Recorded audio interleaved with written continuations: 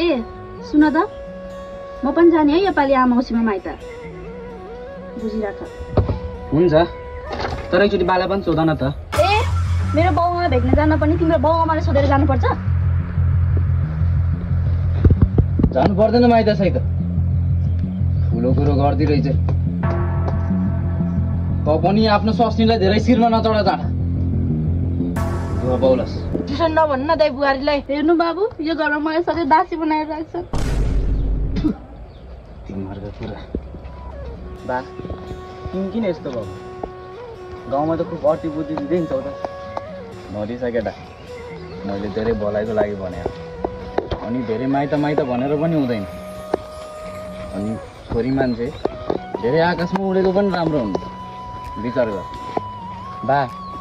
हुन त बरीको पनि गल्ती छ तर माइतै नका त भन्नु भएन नि त जमाना बदलिसक्यो बा पहिलाको जस्तो केही छैन अहिले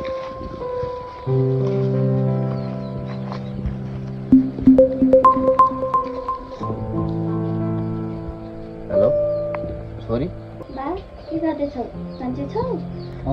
ठिकै छु यसपालि त आउन दिएन घर गाडे अर्कोचोटि आउँछ है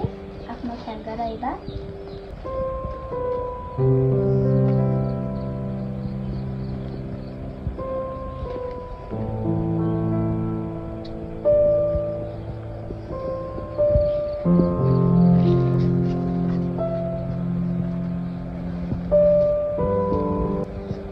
बुहारी जाउँछ नि माइत बरु कहिले फर्किने हो अलि छिटै फर्क्यो